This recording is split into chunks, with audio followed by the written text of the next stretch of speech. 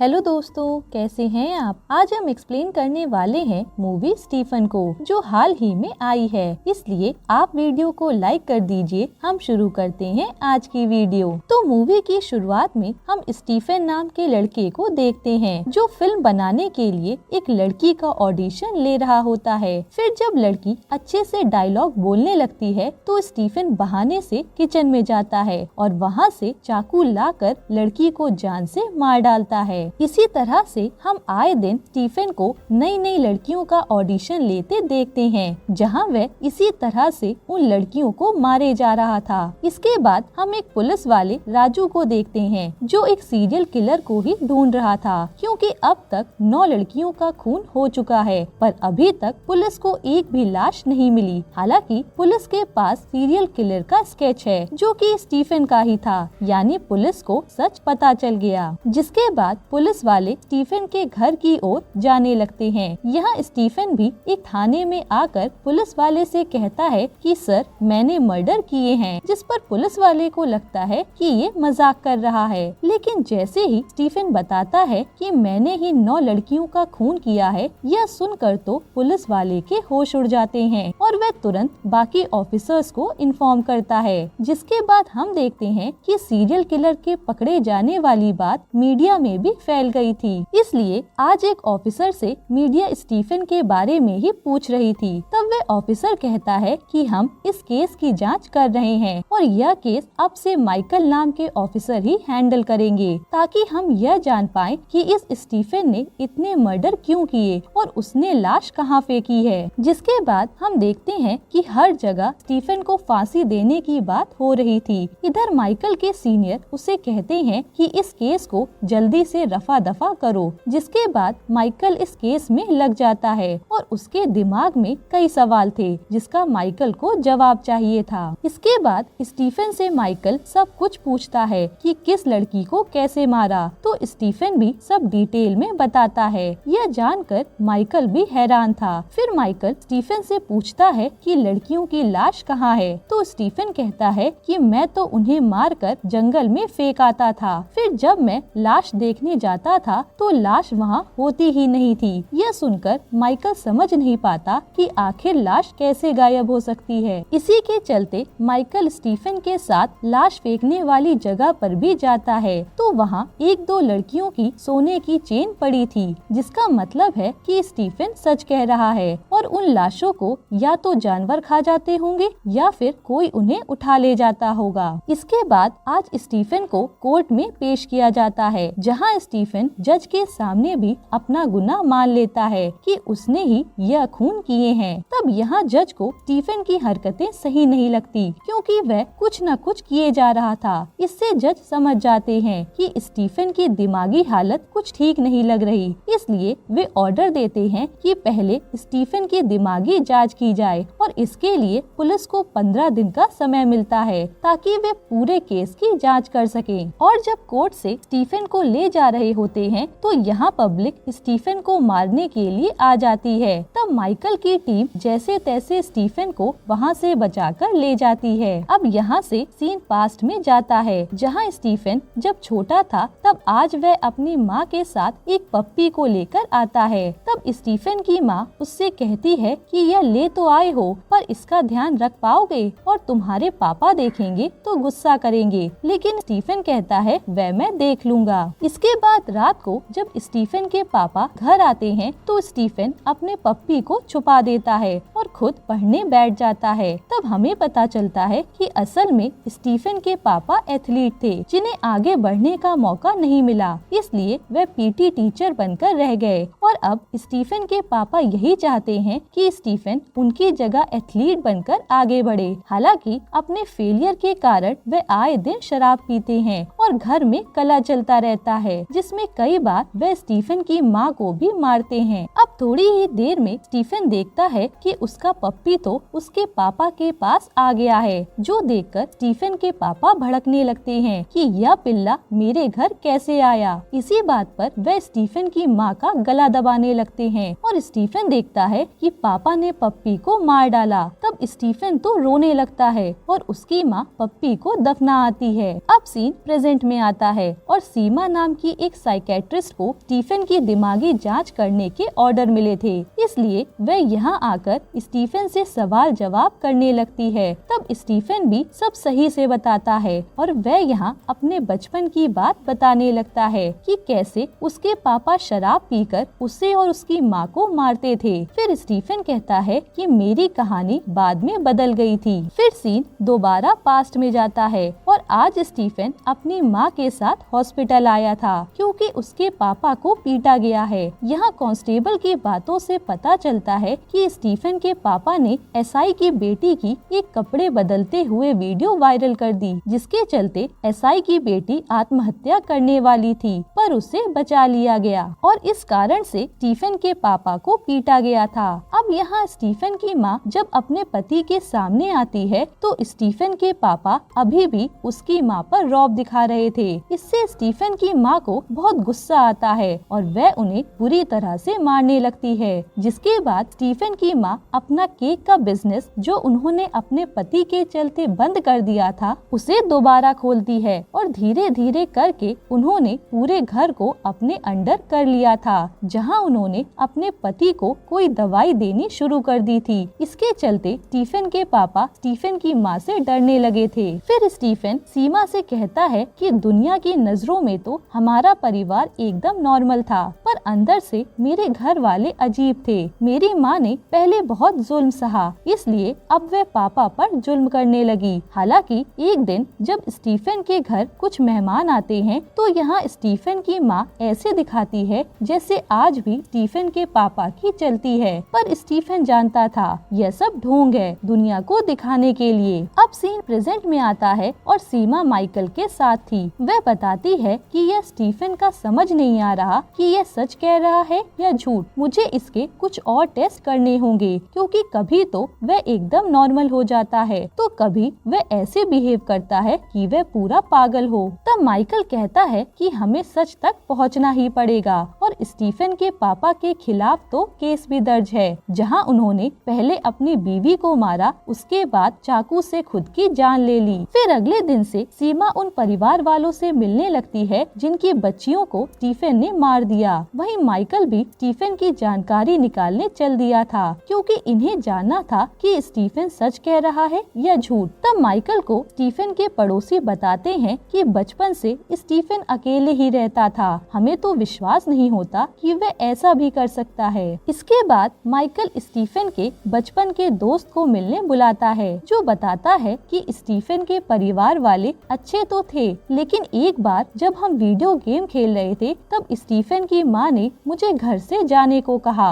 और वह स्टीफन को पीटने लगी। इस पर स्टीफन भी बस रोता रह गया। यह सुनकर माइकल सोचने लगता है कि शायद स्टीफन सच कह रहा होगा, उसका परिवार सच में अजीब हो सकता है। अब इसके बाद माइकल उस एसआई से मिलने आता है जिसकी बेटी की वीडियो स्टीफन के पापा ने वायरल की थी। तब वह एसआई बताता है कि स्टीफन के पापा ने आत्महत्या नहीं की थी, बल्कि उसे तो खुद स्टीफन ने मारा था। असल में उस रात स्टीफन के बाप का थाने में फोन आया जिसने बताया कि उसने अपनी पत्नी को मार डाला। इसलिए हम उस घर की ओर जाने लगे और वहाँ जाकर पता चला कि स्टीफन का बाप उसे भी मारने वाला था। इसलिए अपनी जान बचाने के लिए स्टीफन ने उन्हें मार दिया। आगे एसआई कहता है कि मुझे इसमें स्टीफन की कोई गलती नहीं दिखी, इसलिए मैंने यह केस आत्महत्या का बना दिया। यह सुनकर माइकल कहता है कि काश आपने स्टीफन को उस समय सजा दी होती तो आज वह सीरियल किलर ना बनता।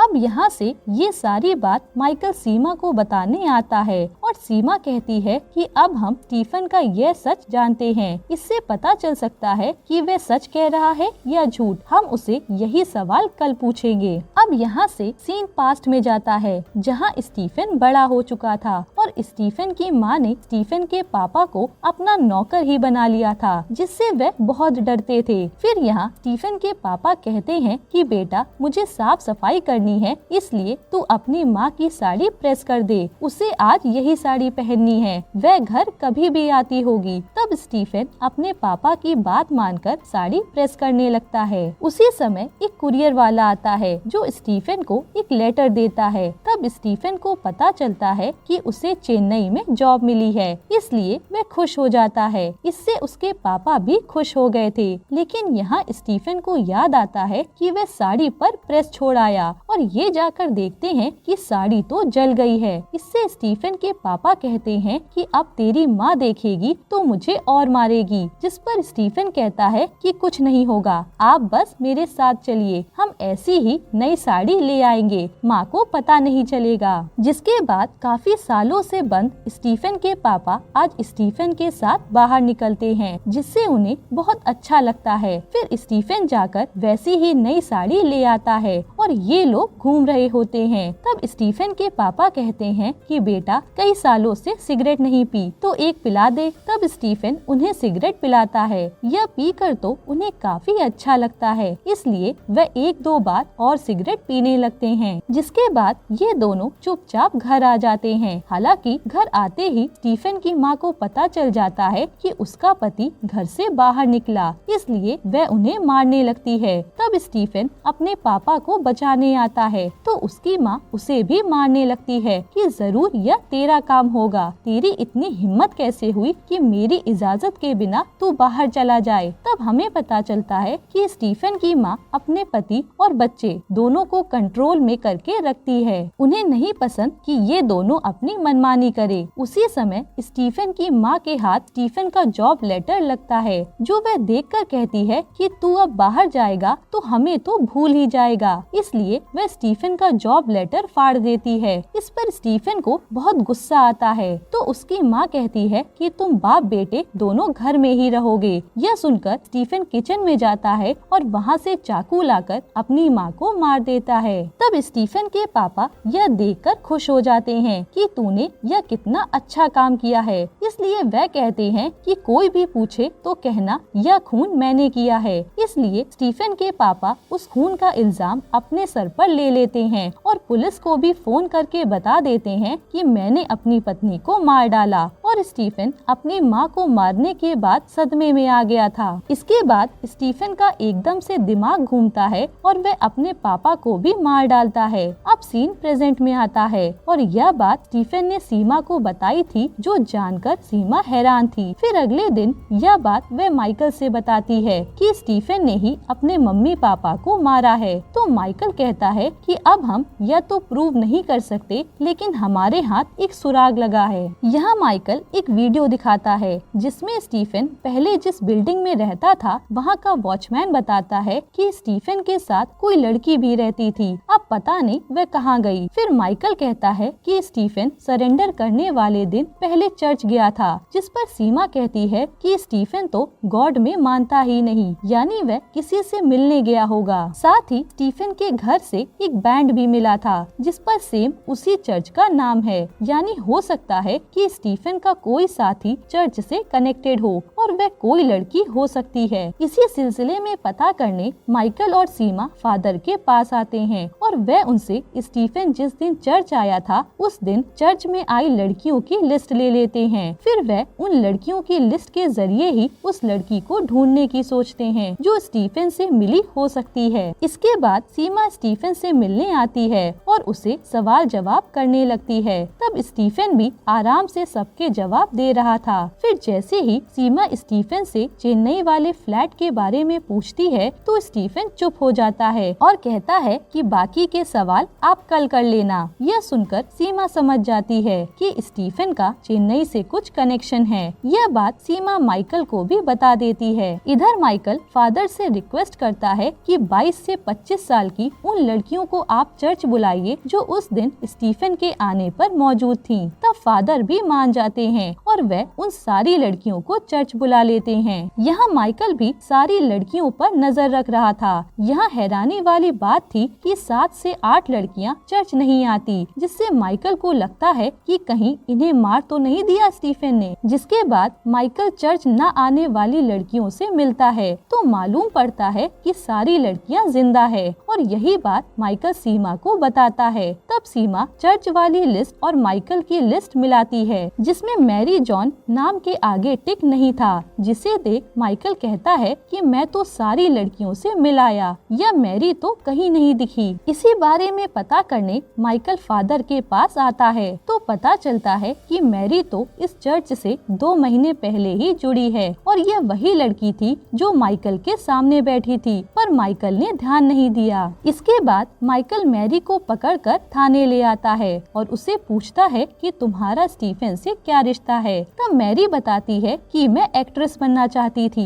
और जब मैंने एक बार स्टीफन को ऑडिशन दिया तो उसने मुझे कहा कि मेरा काम अच्छा है लेकिन वह मुझे नहीं ले सकता, इसलिए उसने मुझे जाने को कह दिया। फिर यहाँ से सीन पास्ट में जाता है जहाँ स्टीफन मैरी की एक्टिंग देखकर उसे कहता है कि तुम्हें देखकर न जाने क्यों दिल भर आया, और वह मैरी के सामने कन्फेस कर देता है कि मैं अब तक 9 लड़कियों को ऑडिशन के नाम पर मार चुका हूँ और 10वीं तुम थी। यह सुनकर तो मैरी के होश उड़ जाते हैं। फिर स्टीफन कहता है कि अब मैं खुद को पुलिस के हवाले कर दूंगा क्योंकि मुझे तुम में कोई सच्चाई दिखी है। इसलिए स्टीफन मैरी को उसके घर भी छोड़ने जाता है और कहता है कि एक बार मैं सरेंडर करने से पहले तुम्हें देखना चाहता हूँ। तब मैरी कहती है कि कल मैं चर्च जाऊंगी, वहीं आ जाना। इसी के चलते स्टीफन मैरी को देखने चर्च गया था और वहाँ से निकलते ही उसने सरेंडर कर दिया, जो सुनकर सीमा हैरान थी। अब माइकल पूछता है कि जब स्टीफन पकड़ा गया तो तुमने यह सब बात पुलिस को आकर क्यों नहीं बताई, जिस पर मैरी कहती है कि जब उसने खुद सरेंडर कर दिया तो मुझे लगा मेरी इस गवाही से कोई फर्क नहीं पड़ने वाला। फिर सीमा पूछती है कि स्टीफन तुमसे किस तरह का ऑडिशन ले रहा था, जिस पर मैरी बताती है कि वह एक लव सीन था जिसमें हीरो ने खून भी किया था और उस लव सीन में कृतिका नाम लिया गया था, जो सुनकर सीमा समझ जाती है कि यह स्टीफन की कहानी हो सकती है। अब इसके बाद पता चलता है कि स्टीफन ने तो आत्महत्या करने की कोशिश की है। तब यहाँ मैरी को ही स्टीफन के सामने लाया जाता है ताकि क्या पता स्टीफन का दिल दोबारा पिघल जाए, और सीमा पूछती है कि क्या तुम किसी लड़की से प्यार करते थे। तब स्टीफन बताने लगता है और सीन पास्ट में जाता है जहाँ स्टीफन ने अपनी बचपन की क्रश से शादी कर ली थी और उस लड़की का नाम ही था कृतिका। स्टीफन और कृतिका आराम से अपनी जिंदगी गुजार रहे थे, लेकिन जब ये नए फ्लैट में रहने आए तो स्टीफन को अपने पापा और मम्मी की आवाज सुनाई देने लगी, जिससे स्टीफन परेशान रहने लग गया था। फिर एक दिन स्टीफन कृतिका से बताता है कि मैंने एक सच तुम्हें नहीं बताया, असल में मैंने ही अपने पापा मम्मी को मारा था। यह सुनकर तो कृतिका के होश उड़ जाते हैं और फिर स्टीफन बात को टाल देता है। फिर अगले दिन से स्टीफन की हालत और खराब होनी शुरू हो जाती है, जो कृतिका के सामने तो अच्छा बनने का नाटक करता था, पर कृतिका के जॉब पर जाते ही वह उसका पीछा करने लगता था क्योंकि स्टीफन को डर था कि कहीं कृतिका पुलिस को जाकर सच न बता दे। इस तरह से कई दिन बीत जाते हैं और स्टीफन अपने पापा मम्मी की आवाज सुनकर पागल होता जा रहा था। तब यह सब देखकर कृतिका स्टीफन को डॉक्टर के पास दिखाने ले जाती है, लेकिन स्टीफन तो वहाँ से भी भाग आता है। फिर हम देखते हैं कि स्टीफन ने अब कृतिका को अपने फ्लैट में बंदी बना लिया है क्योंकि उसे डर है कि कृतिका बाहर जाएगी तो पुलिस को सच बता देगी। इसी के चलते जैसे ही कृतिका आज कहती है कि मुझे बाहर जाना है तो गुस्से में स्टीफन उसे भी मार डालता है। हालांकि फिर तुरंत ही स्टीफन रोने लगता है कि यह उसने क्या कर दिया। फिर सीन प्रेजेंट में आता है और स्टीफन रोते हुए बताता है कि मैंने गलत किया था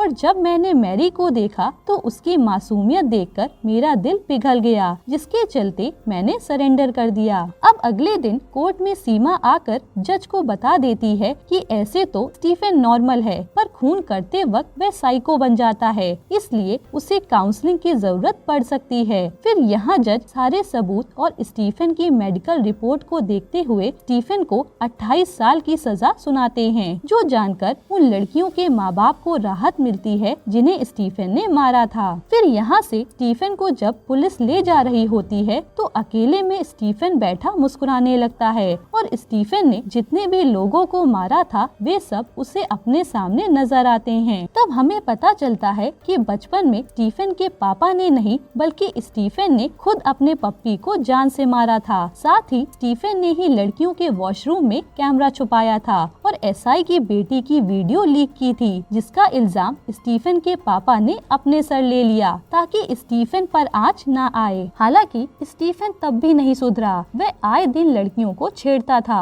और उसके पापा हमेशा उसे बचाते थे। वहीं स्टीफन ने लड़कियों से लेकर औरतों तक पर हाथ मारना शुरू कर दिया था, जिसके चलते उसकी माँ ने जब उसे डांटा तो स्टीफन ने अपनी माँ को मार दिया। फिर उसने अपने पापा को भी मारकर एसआई के सामने वह खेल खेला जिससे एसआई ने वह केस उस समय दबा दिया। इसके बाद स्टीफन बताता है कि मेरी भूख तब भी नहीं मिटी और कृतिका के मरने के बाद मैंने उन लड़कियों को मारा जो कृतिका की तरह अच्छी एक्टिंग कर रही थी। फिर वह कहता है कि मुझे तो पता चल गया था कि पुलिस मुझे मारने के लिए ढूंढ रही है, इसलिए मैंने पहले ही जाकर सरेंडर कर दिया और खुद को पागल बताया। अब मेरा प्लान है कि मैं जेल में अच्छा व्यवहार करूंगा और 10 साल में ही छूट जाऊंगा। यानी स्टीफन शुरू से ही प्लान के साथ जेल में आया था। इसके बाद हम कुछ हफ्ते बाद का सीन देखते हैं जहां एक आदमी जंगल में जाता है और हमें पता चलता है कि स्टीफन ने जितनी लड़कियों को मारकर लाश फेंकी थी वह यही आदमी उठाता था। यहीं पर ये मूवी खत्म कर दी जाती है, जिसका सेकंड पार्ट भी आएगा। दोस्तों, आपको ये मूवी कैसी लगी हमें जरूर बताना। मैं मिलती हूँ आपसे नई मूवी के साथ।